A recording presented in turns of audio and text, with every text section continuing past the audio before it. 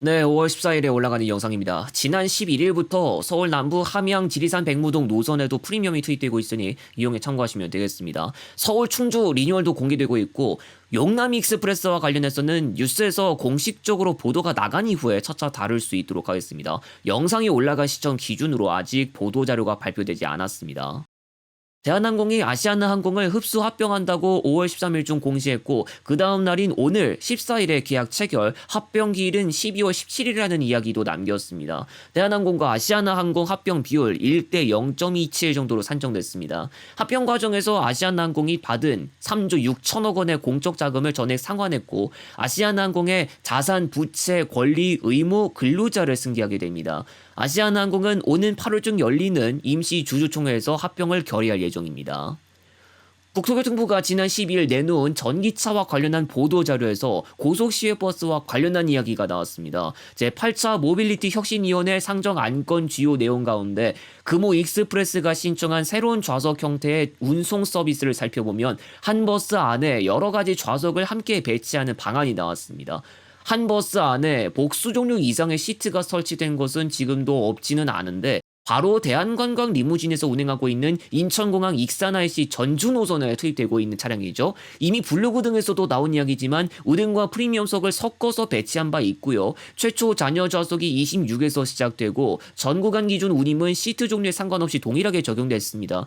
우리나라 고속시외버스 할증 기준은 인원수에 따라서 정해지는 것도 있는데 우등 시트를 설치한 버스라도 31인승은 할증을 하지 못하고 28인승이 되어야 요금을 올릴 수가 있습니다. 예전에 비하면 전국의 31인승 비중은 줄어들었지만 아직도 어느 정도는 남아있죠. 프리미엄도 마찬가지겠지만 21인승 이하만 좀 더 비싼 요금을 받게 하고 있습니다. 그리고 예전에는 이른바 스페셜 리무진이 운행된 적이 있었는데 일반 시트와 우등 시트를 섞은 형태였고 금화버스 그룹에서도 운행했지만 2020년대까지 운행한 걸 기준으로는 푸른교통에서 부산 노포 울산 노선에도 투입한 바가 있었습니다.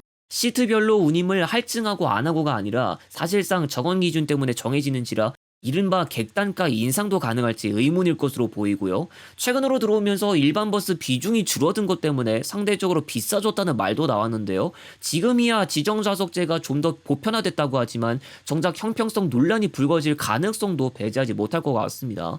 예전에 금화버스 그룹에 소속된 운수사에서 스페셜 리무진을 운행했을 때 직접 타보신 분도 어느 정도 느끼신 바가 있겠지만 정작 일반 시트보다 좀 더 편안한 시트를 더 이용하려고 한다면 어떨까요?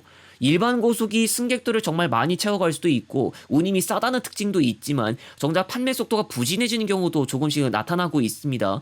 운임이 저렴한 걸 더 배치해야 한다는 말도 나왔지만 대중교통편은 일주일 내내 준매진이라도 기록하거나 좌석 반 이상 채우지 못합니다. 냉정하게도 승객 몇 명 태울 때 드릴 수 있는 수익 문제도 무시하지 못하는 상황이죠. 또 정작 승차권 발권해 두고 원래 자리가 아닌 다른 자리에 마음대로 앉아버리는 것도 변수죠.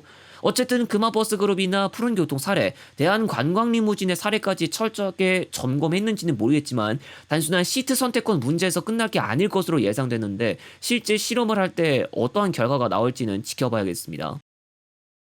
얼마 전 대전 서남부 터미널 폐업 허가 신청이 접수됐습니다. 산성동에 소지하고 있는 대전 서남부 터미널은 이용객 감소로 큰 어려움을 겪고 있었고 지난 1월 말쯤 유성복합 터미널 정식 개장 이후로 미래가 더욱 불투명해지고 있었습니다.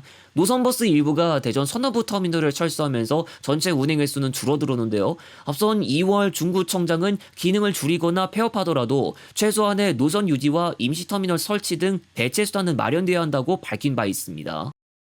의성을 경유하는 동서울 군위 노선이 5월 11일 휴업이 계획됐으나 철회됐다고 군위군이 밝혔습니다. 군위나 의성 등에서 서울까지 가실 분들은 이용에 참고가 되시면 좋겠습니다. 군위읍에서 바로 서울로 가는 대중교통편은 하나밖에 없는 서울 방면 노선인 동서울행이 편리한 편이고 군위역까지 접근하는 과정부터가 거리 문제 때문에 쉽지 않았죠. 의성역도 청량리역으로 가는 열차편 자체가 소수에 불과해서 역시 쉽지는 않았습니다. 한창 진행되던 충주역 신축 공사가 중단되고 있습니다. 공사 대금을 받지 못해 유치권 행사에 들어갔는데요.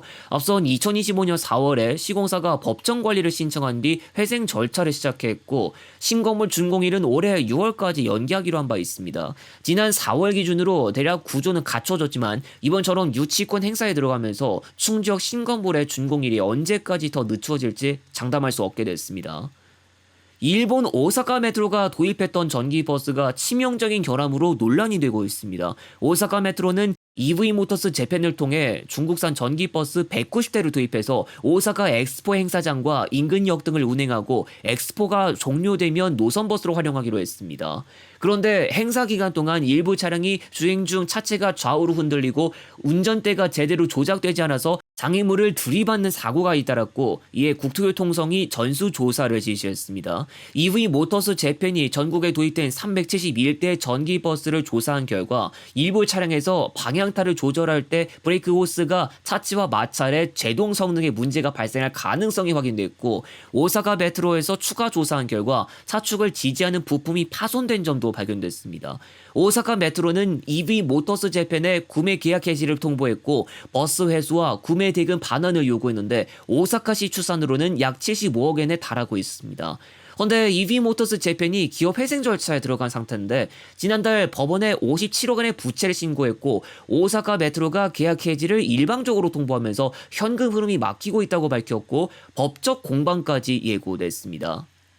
잠시 안내 말씀드리고 마무리하겠습니다. 동해안 지역으로 가는 노선 에피소드 구상을 하고 있는데요. 시기는 아직 정해지지는 않았으나 준비가 가능한 대로 착수해 볼 수 있도록 하겠습니다. 그 외 다른 단편 에피소드도 준비가 끝나는 대로 계속해서 공개하고 있습니다. 다음 영상에서 다시 오겠습니다.